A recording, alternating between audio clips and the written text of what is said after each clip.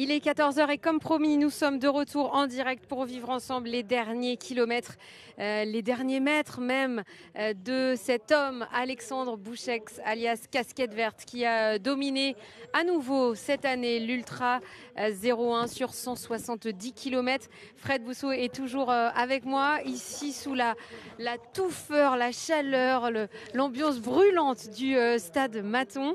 Merci à vous d'être toujours avec nous depuis 16h30 hier. On vous fait vivre les meilleurs moments de cette ultra et ces derniers kilomètres maintenant grâce à nos coureurs qui sont à côté d'Alexandre Bouchex et qui le suivent eux aussi en très grande partie depuis 16h30 hier et qu'on salue.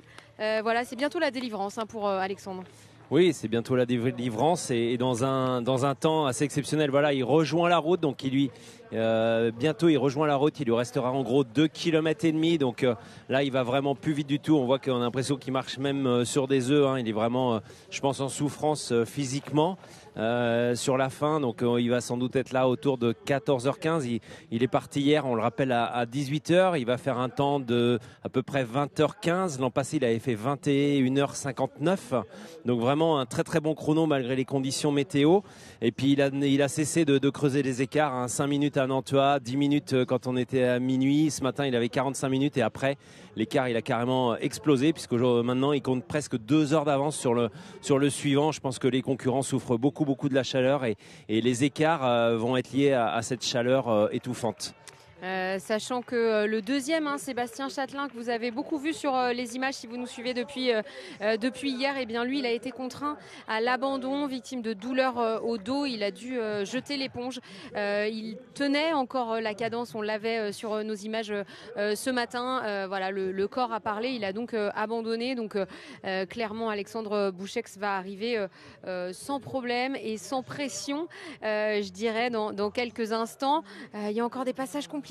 Vous les voyez sur ces images dans les dernières descentes et on sent que c'est compliqué là de se relever, de repartir et de s'approcher, mais lui il le sait, là il sait qu'il n'est plus très loin et franchement c'est la tête qui avance plus que les jambes. Ah oui, là c'est la tête, c'est l'objectif, c'est visualiser cette ligne d'arrivée qu'il a franchie au départ hier soir à 18h. Là il est vraiment dans l'état où je pense qu'il veut... Il a même plus envie de marcher parce que je pense qu'il veut raccourcir ce temps sur le chemin pour passer le moins de temps possible sur la chaleur. C'est très compliqué. Vous avez même vu, on peut parler de nos petits problèmes techniques, mais on a changé de tente parce que la tente, elle avait aussi pris un coup de chaud tout à l'heure et en fait, il y avait un des boudins qui menaçait d'exploser presque. Donc voilà, on s'adapte tous aussi. Nos petits secrets de fabrication, Fred, quand même. En tout cas, on est là, on est toujours là pour vous faire vivre ce passage de ligne avec notre speaker, avec le monde qui va arriver ici du côté du stade Mathon, même si cette ligne d'arrivée est en plein soleil. Je regarde un peu les tribunes du stade derrière nous sont en train de se remplir un petit peu. Les gens vont pouvoir regarder l'arrivée d'Alexandre Bouchex depuis les tribunes. On lui donnera la parole avec Benjamin également. Et puis, on le laissera récupérer un petit peu et on le retrouvera pour le grand débrief de cette ultra, sans aucun doute, aux alentours de 16h30. On va faire peut-être le point sur les autres courses parce que depuis tout à l'heure, et en attendant que Alexandre Bouchex nous rejoigne, peut-être le point sur le marathon. On a vécu l'arrivée en direct tout à l'heure avec un grand champion qui est arrivé en tête, le Lituanien Gediminas Grinius, qui avait participé à l'ultra il y a 2 ans et qui, vous le voyez là, a franchi en tête la ligne d'arrivée, lui qui revient d'une grave blessure. Il s'est fait opérer du ménisque l'an passé au mois d'avril et là il nous expliquait que c'était son premier vrai dossard sur lequel il avait envie de mettre de l'intensité, aussi de voir où il en était. Il va faire une course la semaine prochaine en Guadeloupe. Il prend l'avion je crois demain ou après-demain pour aller du côté de notre chère Guadeloupe. Et puis derrière Gediminas, on a retrouvé Mathieu Augier et en 3e position un coureur qui n'est pas un inconnu, Florian Racinet, que beaucoup de gens connaissent aussi dans la région. région. Voilà. Et puis après, on a retrouvé aussi la première féminine qui pointe à la 7e place au classement Scratch en 4h36. Et il s'agit de Caroline Delors, donc, qui termine aujourd'hui à 13h35. Voilà, un très bon chrono pour elle. J'ai dit Minas Grinius donc qui l'emporte, le Lituanien, une des grandes figures du trail et de l'ultra trail et qui vise, qui nous l'a pas caché, qui aimerait bien aller titiller le top 5 du côté de l'UTMB et pourquoi pas mieux, mais on sait que la course du côté de Chamonix est très très disputée. Merci pour tous ces classements, le classement du marathon devant avec Gediminas Grinus qui s'est imposé. Le 100 km avec Yannick Noël qui nous avait rejoint sur ce plateau tout à l'heure, qui est arrivé le premier, le tout premier à franchir la ligne. C'était peu après 10h ce matin. Il s'était élancé en pleine nuit depuis Val-Serone sur ce 100 km et le podium là a été vite figé. Les relais, certains relais sont arrivés aussi de très grands moments tout à l'heure. Les relais qui ont franchi les deux premiers, la ligne, tout simplement en direct, oui, sur notre antenne. Je commence à fatiguer aussi, moi. Mais surtout, main dans la main, ensemble. C'était important pour eux qui sont livrés une jolie bataille et bien de pouvoir franchir cette ligne d'arrivée ensemble. La 7e compagnie qui est une grosse habituée de cette ultra devant l'Athlé Saint-Julien 74. Voilà, ils sont tous arrivés ensemble tout à l'heure. C'est un grand moment de communion, un grand moment de cohésion à la mi-journée. On les voit arriver là, c'est les images que vous avez à l'écran. C'était oui, un grand moment. La 7e compagnie qui était pointée à la 20e place hier soir, qui ne croyaient absolument pas. Ils avaient plus d'1 heure de retard à certains moments du parcours. Et voilà, ils ont terminé main dans la main, ils se sont mis d'accord. Et voilà, il y a une très belle photo de famille à l'arrivée. Il n'y a pas eu la guerre. On nous avait annoncé un moment qu'ils étaient à 15 secondes. Et finalement, voilà, je crois qu'on va rejoindre notre ami Benjamin sur la ligne. Juste si on peut rappeler, si on a une petite minute, le vainqueur Yannick Noël qui s'impose. Et on attend la première fille normalement pour 14h05, 14h10 là sur la ligne, la première féminine du 100 km. 14h05 c'est raté parce qu'on l'a passé. C'était les prévisions là. Mais ça va pas tarder et potentiellement elle pourrait arriver dans nos images, dans nos flux d'images dans quelques instants, en même temps qu'Alexandre Bouchex. Alors si on voulait aller sur la ligne, eh bien c'est qu'il y a une autre course qui connaît son dénouement. C'est le 65 km Pays de Gex agglomération. Cette course qui est partie tôt ce matin à 7h depuis Thoiry, qui est passée par la grande réserve et qui connaît son dénouement désormais. Je cherche du regard, bien sûr, Benjamin qui est donc avec le vainqueur. Oui, je suis avec le vainqueur du 65 km. Alors, c'est pas un vainqueur, mais c'est deux vainqueurs. Mais là, j'ai un des deux vainqueurs qui est avec moi. Rapidement, est-ce que tu peux nous expliquer comment s'est fait la course à deux et à quel moment elle s'est mise en place? Alors, la première partie de course, il est parti fort. Et je suis revenu petit à petit. Et aux 2 tiers de la course, on s'est rejoints et on a décidé de finir ensemble parce qu'il faisait vraiment très chaud et on n'a pas voulu non plus taper trop dans l'organisme. C'est ce qu'on parlait justement de l'esprit trail. Voilà, il y a eu ce partage entre vous. Est-ce que c'était quelque chose qui était important vraiment de courir à deux ou tu aurais aimé faire la différence et venir t'imposer tout seul? Non, c'est très bien de partager à deux. On partage plus un moment, un parcours que l'aspect sportif. Bien sûr, on est content de gagner tous les deux, mais on est très content de partager la victoire. Merci beaucoup, félicitations. Merci beaucoup Benjamin pour cette interview. Bravo à eux. Effectivement, j'avais raté cette information, cette arrivée en duo également sur ce 65 km. C'est l'esprit de ce trail, la bonne humeur évidemment. Charlie Guérin et Thibaut Chilling-Guérian qui ont tous les deux franchi la ligne après un tout petit peu plus de 7 heures. Passé dans la chaleur, la grosse chaleur. Il fait plus chaud qu'hier, clairement. Il y a beaucoup moins d'air et ça va être compliqué pour les derniers kilomètres, pour celles et ceux qui sont toujours en course, alors qu'on attend d'une minute à l'autre maintenant le vainqueur de ce 170 km, cet Ultra 01 2022, Alexandre Bouchex, que l'on va retrouver dans quelques instants dans les rues d'Oyonnax et puis bien sûr ici autour du stade où il va recevoir l'ovation qu'il mérite dans quelques minutes. Voilà ces images qui vont nous parvenir dans quelques instants. En tout cas, on est assez étonné, Fred, que cette course ait été plus rapide que celle de l'année dernière, qui, on doit le rappeler, s'était déroulée dans des conditions estivales, mais pas caniculaires. Oui, là, c'est vrai qu'on a quand même des conditions très très difficiles, hein, et c'est vrai que les coureurs s'adaptent, l'organisme s'adapte. Alors il y a certains qui le vivent un petit peu moins bien, qui ont des problèmes gastriques, faut être clair, faut dire les choses comme elles le sont. Donc ils ont des problèmes gastriques, certains n'arrivent plus à s'alimenter, à l'image de Caroline Serbet qu'on a vu cette nuit obligée de s'abandonner, d'abord dormir du côté de Val-sur-Rhône et ensuite d'abandonner parce qu'en fait elle avait plus de force pour repartir, elle avait pu s'alimenter qu'avec 2 compotes seulement. Donc la chaleur entame les organismes, ça on le sait. D'autres arrivent à mieux gérer et puis on l'a vu avec les 2 vainqueurs du 65 km. En fait, ils n'ont pas voulu se livrer bataille pour aussi se préserver physiologiquement. Donc oui, la chaleur, elle a été présente hier les 3 premières heures de course. Après, les coureurs ont eu une petite accalmie pendant la nuit. Ils ont tous dit qu'ils avaient passé plutôt une nuit agréable et fraîche pour courir.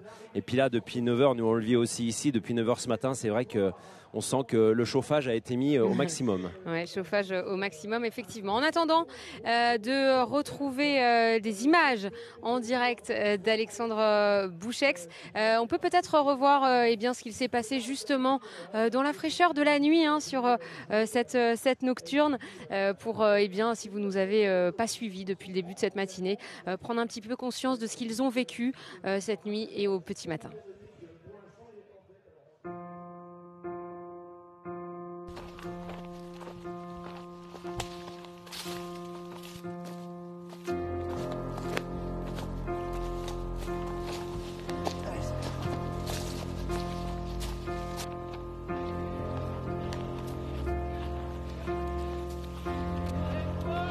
Merci gros.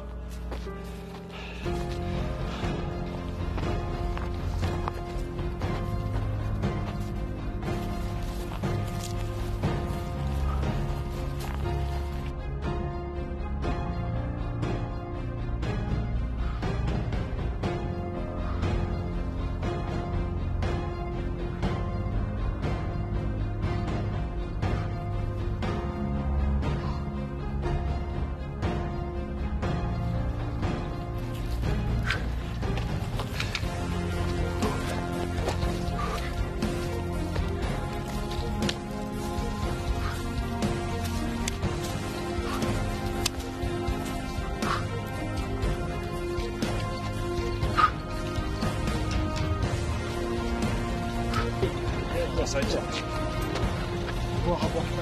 Tiens. La Céline. Allez,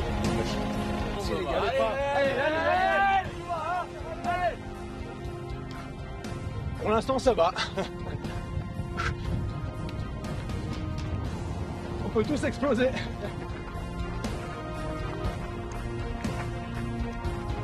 Ça va être dur avec la chaleur.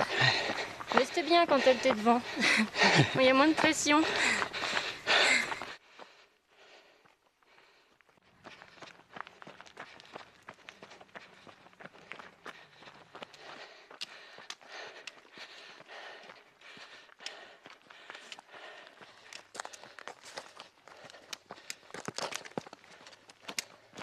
Oh, moyen. Ok. J'ai vraiment du mal à monter. J'ai vraiment plus de jus. La descente ça va, mais la montée c'est compliqué, donc on va se faire avec. En plus je viens de me paumer, donc 10 minutes perdues gratos, ça fait plaisir.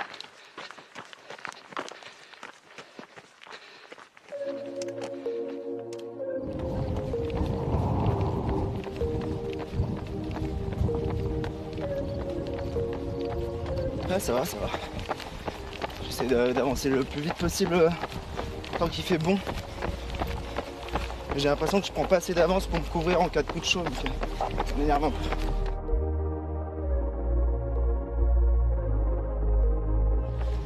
Je suis en train d'écouter de la Artec là.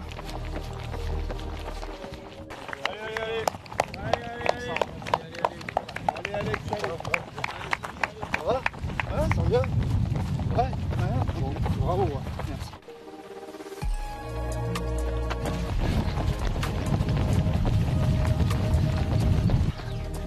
Ça va encore pas trop mal.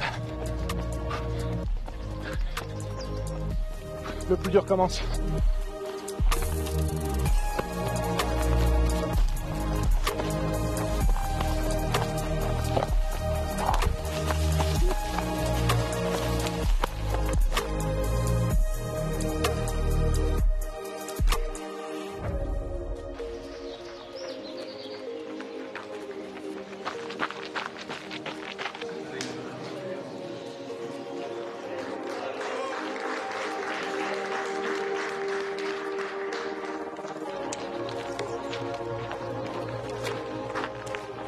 Michael Jackson jeune.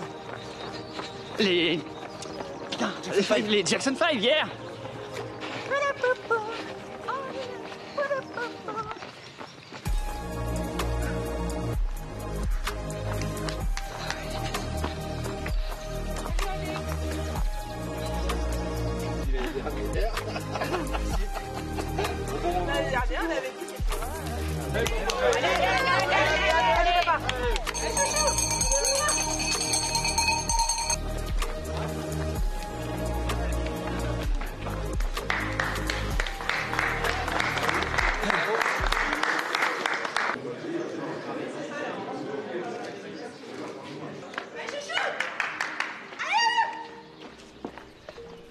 Ne nous emballons pas, il reste quand même 70 km, même plus. Hein.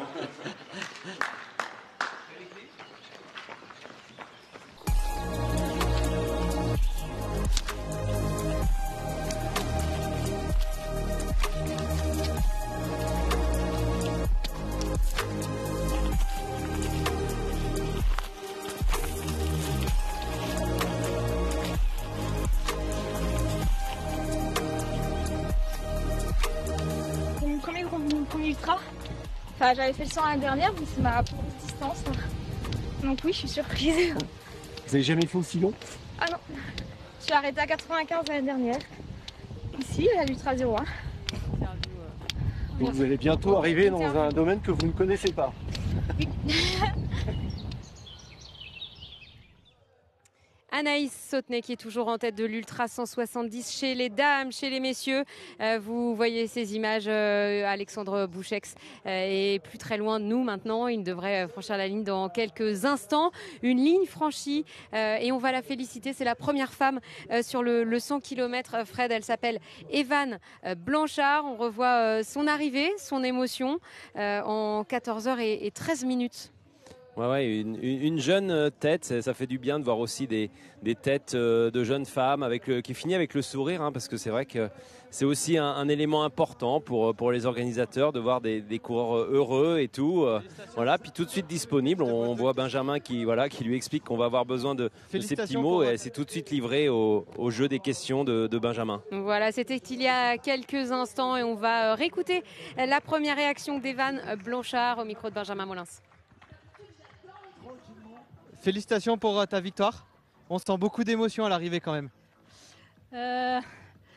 J'ai été pas mal inspirée les dernières semaines par les copines. Il y a Julia qui a gagné la Maxi Race. Anne-Lise mardi qui fait le record du GR20. On est entraîné par Adrien et c'est vraiment une petite famille. Et, du coup, ça booste quand les autres font des résultats. Et, c'était dur les 25 derniers kilomètres, j'ai souffert comme jamais, pas de la chaleur, mais j'étais cuite quoi. Donc je suis vraiment contente. Super assistance de ma maman pour pas souffrir de la chaleur, c'était une belle journée, même si j'ai bien ramassé. T'as pensé à qui pendant les 25 derniers kilomètres qui étaient super durs? À ta maman, à Anne-Lise, à Julia? C'était qui? Il y a tout le monde qui s'est mélangé dans la tête? Adri, je me suis dit, on se tape des séances de piste tout l'hiver à courir à 17 km/h. J'étais lamentablement à 8, à courir comme dirait Adri, comme un berger allemand. Je souriais intérieurement parce que ça ressemblait plus à rien, mais de toute façon, il fallait la passer, l'arche d'arrivée, donc il n'y avait pas le choix. Félicitations encore. Merci. Et récupère bien. Merci. Evan Blanchard, vainqueur sur le 100 km et cette Anne-Lise dont on parle beaucoup sur les réseaux, dans les médias depuis quelques jours, c'est bien sûr Anne-Lise Séguret qui vient tout simplement d'exploser le record du GR20 et que Benjamin Molins connaît très très bien. Allez, on vit ensemble ces derniers mètres, ces derniers pas, ces dernières foulées d'Alexandre Bouchex. Clairement, il n'est plus très loin de nous maintenant et il va lui aussi exploser son record de l'année dernière, Alexandre.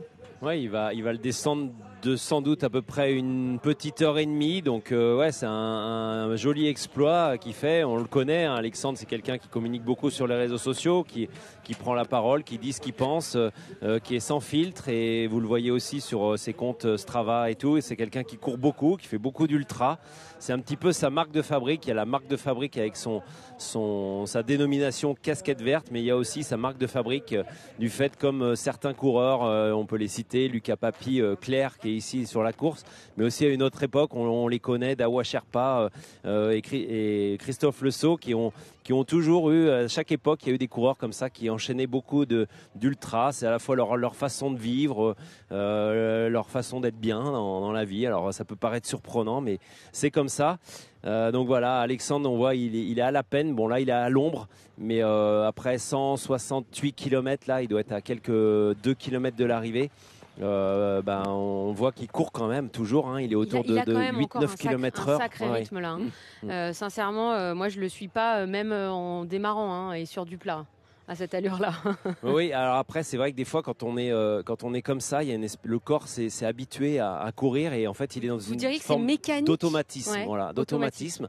Et c'est vrai qu'il sait aussi que si jamais il s'arrête, il va pas repartir, il va se mettre à marcher et là ça va être plié, il pourra pas faire autre chose que marcher. Donc en fait, ouais, une espèce d'automate, de mécanique symptomatique qui fait qu'en fait il met un pied devant l'autre sans forcément savoir et trop réfléchir. Il sait qu'il est pas loin. Bon, il a le cadreur aussi devant lui, alors ça motive d'avoir quelqu'un qui nous filme. D'ailleurs, je vais les citer pour de bon. Adrien Corvasier et Nicolas Delmy, qui sont les deux cadreurs coureurs qui ont suivi les têtes de course féminines et masculines, qui ont suivi Adrien a suivi Alexandre quasiment tout le long. Nicolas s'est occupé de la course féminine. En tout cas, un immense merci à eux, parce que si on peut faire ce genre d'émission et si on peut vous proposer ce genre d'image, c'est aussi parce que il y a des gens qui courent à côté. Ils ne sont pas motorisés, ils n'ont pas de vélo électrique, de trottinette électrique, de tout ce que vous voulez. De toute façon, dans les chemins, ça sera un peu compliqué. Ils sont en train de courir à côté d'eux, et ce depuis 18h hier. Donc on les remercie évidemment très très fortement. Voilà ces images toujours, hein, mi-ombre, mi-soleil, avec Alexandre qui ne ralentit pas et qui sait qu'il n'est plus très très loin de la ligne d'arrivée. L'ambiance monte ici, il y a de plus en plus de monde parce qu'il y a de plus en plus d'arrivées aussi autour de nous, hein. On a vu arriver des relais tout à l'heure, des marathoniens. Le 65 km a eu son épilogue il y a quelques instants. La première femme sur le 100 également.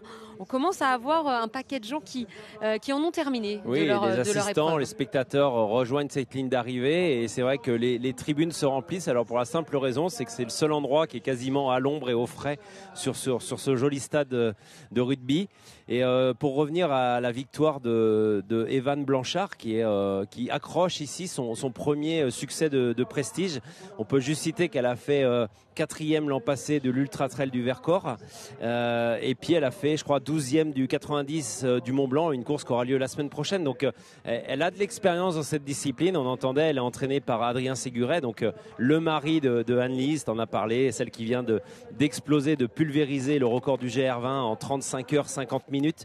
Et regardez ces escaliers, hein. Ces escaliers, ils marquent la frontière entre les bois et l'arrivée sur le bitume, sur le goudron, l'arrivée dans Oyonnax. Clairement là, Alexandre Bouchex est tout près de nous. Il va arriver dans quelques instants ici au stade Maton. Ce sont des images qu'on a l'habitude de voir sur l'arrivée. Il sait qu'il en a plus pour longtemps à ce moment-là, mais on imagine la souffrance là en plein soleil sur le goudron. Ça doit pas être simple, même si on sait que c'est bientôt terminé.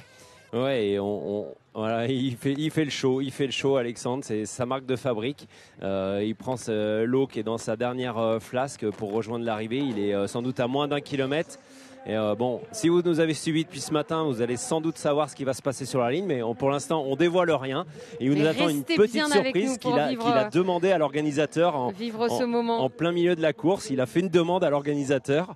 C'était pas une demande de mariage à Alexandre, mais vous allez avoir la surprise en direct si tout est calé. et on le suit sur ces derniers mètres. Il peut avoir des petites demandes, alors pas très compliquées, vous allez le voir, aussi parce que il donne beaucoup, il donne énormément aux bénévoles lorsqu'il vient récupérer son dossard, il fait des photos, il a un mot pour chaque ravitaillement. On a vu ces images, hein, c'est pas des images qui sont forcées, c'est vraiment, il est comme ça, il remercie les gens sur la route, alors qu'on découvre notre cadreur, l'un de nos 2 cadreurs qui est à l'avant, Nicolas qui a suivi, bien sûr, casquette verte. Bravo encore à toutes les équipes autour de Mickaël Favard pour Favorise, pour cette production incroyable et ces caméras un petit peu partout qui nous ont permis de vous faire vivre depuis 16h30 hier cette 5e édition de l'Ultra 01. Là, il est dans le centre d'Oyonnax. Il lui reste encore peut-être 700-800 mètres de trottoir à faire. Le trottoir, il est très chaud. Alors là, je peux vous dire qu'il souffre. Et tout à l'heure, on le voyait dans les escaliers. Mais je pense que peut-être sur les 5 derniers kilomètres, ces escaliers ont dû être terribles. Parce que quand on est sur ce rythme, cette foulée et musculairement, cette cadence, en fait, le corps s'est habitué. Et dès qu'il y a un obstacle, souvent, c'est presque des coups de poignard dans les muscles. Voilà, donc lui, il est habitué. Il est parti. Il a fait la course en tête. C'est vrai qu'il ne s'est pas préoccupé de ce qui se passait derrière. Voilà, c'est sa marque de fabrique aussi, de partir devant, de rien laisser derrière. Et puis, comme il disait, il ne savait même pas, il disait, bon, je verrai, hein, si j'arrive au bout, j'aimerais bien avoir ça. Donc, vous allez découvrir dans quelques instants. Et puis, voilà, mais bon, en tout cas, il est arrivé au bout. Il va mettre un peu plus de 20h30, sachant qu'il avait mis 21h59 l'an passé. Donc, grosse perte. Voilà, centre-ville d'Oyonnax. Et après, il lui reste 5-6 minutes pour nous rejoindre ici. Il profite, en tout cas, c'est bien, parce qu'il sait que sans doute qu'il a... Et on voit des pouces levés, hein, ça veut dire qu'il y a du monde qui l'encourage sur le chemin aussi. Il a eu des encouragements tout au long de cette ultra. Les gens le reconnaissent, c'est vrai qu'il est facilement reconnaissable avec cette casquette verte. Il est reconnu lorsqu'il court à Paris, il est reconnu ici, évidemment, puisque il vient depuis plusieurs années et il donne beaucoup au public, aux bénévoles, à l'organisation et il aura, je l'espère, l'arrivée qu'il mérite, même si encore une fois il fait très très chaud ici, que la ligne d'arrivée est en plein soleil. En tout cas, on voit qu'il est quand même toujours en train de poursuivre un effort où il arrive quand même à courir autour de 8-9 km/h après 20 heures d'effort. Et à part les montées, forcément, il s'est appuyé sur les mains. On l'a vu ce matin sur la piste de ski. On l'a vu aussi hier. Forcément, on va pas s'épuiser pour monter, épuiser dans ses ressources. Donc, on se met au rythme. En fait, les coureurs d'ultra sont des coureurs qui souvent vont pas sur des fréquences cardiaques très très hautes. En fait, c'est souvent très régulier. Il y a des études qui ont été faites. Je pense notamment à Guillaume Millet, hein, qui mène beaucoup d'études du côté de Chamonix et du marathon et de l'Ultra Trail du Mont Blanc. Et c'est vrai qu'on se rend compte qu'en fait, les fréquences cardiaques sont souvent autour de 130, 140 parce que les gens sont vraiment sur des intensités très très basses. Alors que si on devait faire un 12 km comme la semaine passée au championnat de France de course en montagne, là on est sur des intensités maximales de cardiaque et voilà, ils arrivent à faire de longues distances comme ça, donc et le corps s'adapte à la chaleur. Donc c'est vrai que quand on a trop chaud, finalement on se met à marcher, on se mouille, on refroidit le corps si on trouve de l'eau ou une bouteille d'eau. Mais en tout cas lui, c'est vrai qu'il est on a l'impression qu'il fait un petit peu automate là quand même, hein, qu'il est un petit peu il fatigué. Regarde souvent sa montre, là il blanche, se dit bon allez ça y est, on est bientôt arrivé, je vois le bout, je vois la dernière ligne droite, je sais comment ça va se passer dans le stade. Il a hâte d'arriver, il a hâte de nous tirer la langue, hein, c'est un petit peu sa marque de fabrique. Et nous, on a hâte d'avoir ses premiers mots, même si on l'a dit, il nous a beaucoup parlé tout au long de cette ultra avec ces petits mots captés par nos caméras. Voilà, ces derniers mètres qui doivent pas être faciles, hein, après avoir passé une nuit un petit peu en solitaire dans les sous-bois, se retrouver sur les trottoirs à côté des voitures. C'est probablement pas le moment qu'il préfère dans cette course. Mais voilà, il est là et il va arriver dans quelques instants. Il faut y passer, hein, faut passer par là pour rejoindre cette ligne d'arrivée dans ce stade de Oyonnax Rugby, un superbe Moi, j'ai découvert cette enceinte et vraiment, c'est génial. Je reviendrai même voir un match de rugby bientôt. Si on parle de performance, parce que certains connaissent Casquette Verte à travers les réseaux sociaux et sa forte communauté, et parce que c'est aussi ce qu'on aime, hein, c'est son côté simple, son côté humain, son côté accessible. Et ben, Casquette Verte, il a terminé 7e il y a un petit mois du côté de la Croatie sur le 100 km by UTMB Istria, enfin un 100 miles pardon, qui était un 168 km. Il a terminé 8e de l'Eco-Trail de Paris au mois de fin avril. Il a terminé, on le disait tout à l'heure, premier de la Lyon-Sainté-Lyon. Donc vous partez de Lyon, vous allez à Saint-Étienne et vous revenez à Lyon parce que finalement c'est plus simple que de revenir en train. Voilà, il a terminé 5e en 2021 sur la Maxi Race. Donc c'est quelqu'un qui a un palmarès très très fourni. Parfois il lui manque une grosse victoire. Alors ceux qui sont les puristes, on cherche un peu plus loin, mais il a terminé 43e de l'UTMB l'an passé en 26 heures. Donc ceux qui sont spécialistes des chiffres, ils apprécieront quand même. Voilà, l'UTMB sera à son programme cette année, tout comme la Diagonale des Fous, comme un certain nombre de ceux qui participent à l'Ultra 01. Ça montre aussi que cet Ultra s'inscrit parmi les grands, parce que pour se préparer à la Diagonale des Fous, on vient se tester aussi sur les sentiers de l'Ain. Voilà, Alexandre Bouchex qui avance et qui se dirige vers nous dans quelques instants après plus de 20 heures et 30 minutes de course. Départ qui a été donné hier ici à 18h. Il y avait un petit peu d'ombre à ce moment-là sur la ligne de départ. Il y avait un petit peu d'air. Il fait clairement beaucoup plus chaud aujourd'hui. Voilà, dans cette ville de l'Ain, la deuxième agglomération de ce département, qui accueille le départ de l'Ultra depuis plusieurs années maintenant. Le départ et l'arrivée d'ailleurs. Alors là, je reconnais cet endroit parce que j'y suis passé tout à l'heure et il est à moins de 500 mètres de l'arrivée. Il va juste, il a pris à gauche et là il va aller tout droit et je pense qu'il doit voir le stade et peut-être même entendre Trooper, le speaker, parce que là il est vraiment très très près. Allez, moi je dirais que probablement dans 3-4 minutes, il va rentrer dans le stade, il sera derrière nous puisque on voit son entrée juste un petit peu derrière nous. Et puis après, il fait le tour de stade comme l'expliquait Gaël tout à l'heure. Et après, il va rentrer comme le font les joueurs de Oyonnax Rugby par la tribune pour rejoindre cette ligne d'arrivée. On le voit sur cette image de drone qui arrive au croisement. Vous voyez une petite forme qui avance, qui court. Il y a notre coureur, il y a des gens qui courent avec lui et puis il est là. Alexandre Bouchex, voilà ces images. Il enlève les écouteurs peut-être pour entendre notre speaker, effectivement pour entendre le stade. Il va falloir mettre l'ambiance et en tout cas les tribunes se sont remplies un petit peu pour l'accueillir. Là, on voit qu'il arrive et qu'il doit entendre et qu'il est heureux d'en finir parce que moi je trouve qu'il a... Ah voilà, super, on voit, il y a certains bénévoles, certains coureurs du 45 qui sont là au bord de la route, mais on voit qu'il a repris un bon rythme. Si tout à l'heure il était peut-être autour de 8-9 km/h, là je lui donnerais plutôt une vitesse autour de 12. Et là voilà, ça, il rentre dans le stade derrière nous, vous voyez les portes du stade qui vont... voilà. Il arrive juste là derrière. Voilà, il est là derrière nous, on voit le cadreur qui passe, il est en train de faire le tour de la dernière tribune. Il va être à l'ombre sur ces derniers matchs. Allez, il arrive derrière nous, clairement. Il est là, il est passé derrière déjà. Et vous allez le découvrir.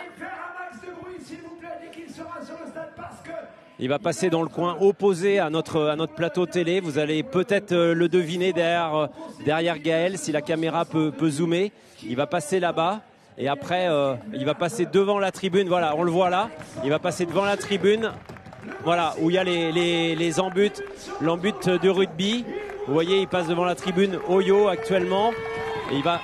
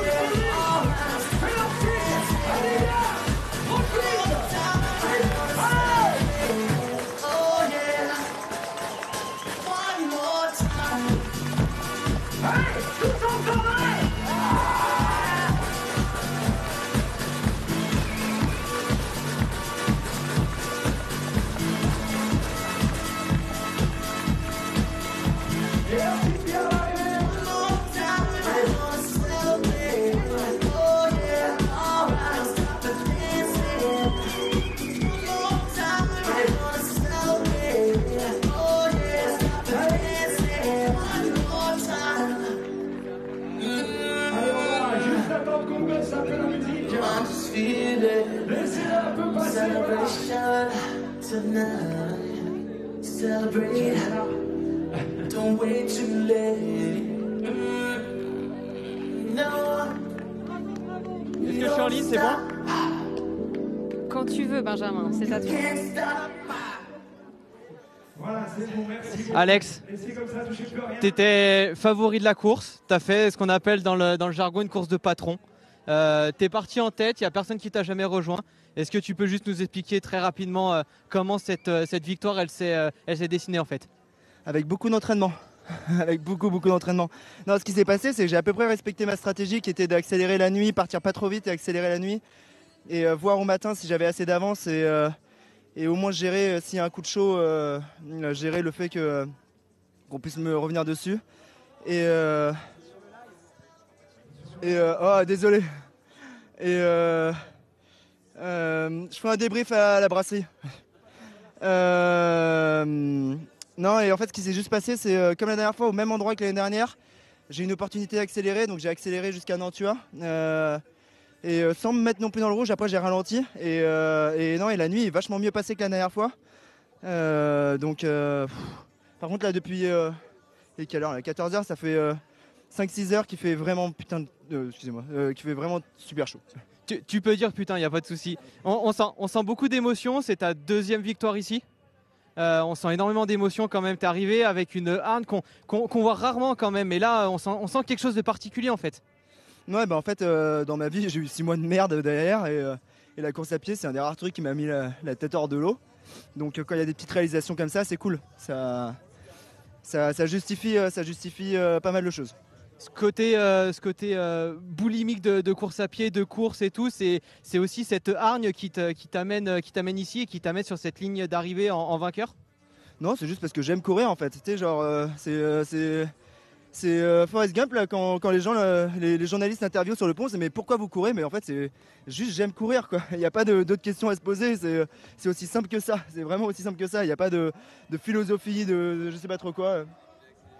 On se retrouvera tout à l'heure, Alex, pour le grand débrief. Moi, en tout cas, je tenais à te dire que j'apprécie énormément ce que tu fais. Je te suis sur les réseaux. Je te connaissais pas personnellement. Et là, tu nous as fait vivre quelque chose de fou. Et j'adore ta pratique de la course à pied, donc je tenais à te le dire. En fait, c'est parce que voilà, parfois, la course à pied, le trail, ça se prend un peu trop au sérieux. Et donc, moi, je trouve qu'il est très important de ne pas se prendre au sérieux.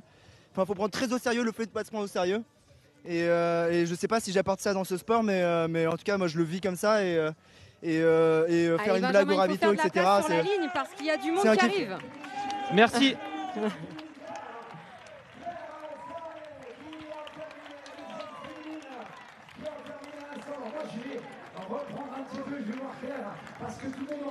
Voilà, ces images magnifiques, cette interview, ces premiers mots d'Alexandre, vainqueur de l'Ultra 170 au micro de Benjamin Molin. C'est promis, il viendra tout à l'heure sur ce plateau dans le grand débrief à 16h30 pour nous raconter sa course et revenir avec un petit peu de recul, même si c'est compliqué, on sent la fatigue et tout, mais il a encore une certaine forme de lucidité là pour nous raconter précisément ce qui s'est passé et ces moments où il a eu des moins bien et des coups de mou.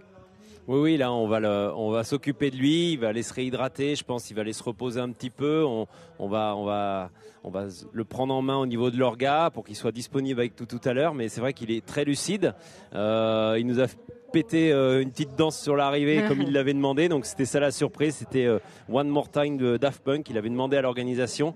Donc on reviendra tout à l'heure avec quelques questions un peu pour analyser sa course, mais aussi je pense ce qui était intéressant c'est ce qu'il dit, c'est quelle vision il a de la pratique de la discipline, le fait de prendre au sérieux, de ne pas se prendre au sérieux. Je pense que c'est des questions qui sont intéressantes à lui poser et quel regard aussi il porte justement sur cette élite qui parfois peut avoir des formes de pression, donc forcément se prendre un peu au sérieux, mais chacun a ses raisons, donc on aura un joli débrief, je pense. Allez, on va préparer nos questions, évidemment, on va le laisser se reposer, on va le laisser aller manger de la pastèque. C'était aussi son envie.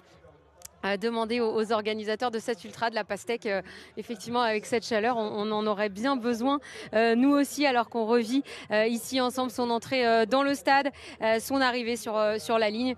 sa petite danse avec cette musique One More Time. Et oui, ça fait une fois de plus pour lui une deuxième victoire sur cette Ultra 01 170 km. Merci d'être avec nous, merci de nous suivre sur les réseaux sociaux, sur le site de l'Ultra, sur Facebook, sur Instagram. N'oubliez pas Strava parce qu'on doit passer la barre des 1000 aujourd'hui. Et nous, on se retrouve à 16h30 avec tous nos invités, avec Benjamin, avec Fred et bien sûr avec Casquette Verte, Alexandre Bouchex qui sera avec nous tout à l'heure. Merci beaucoup.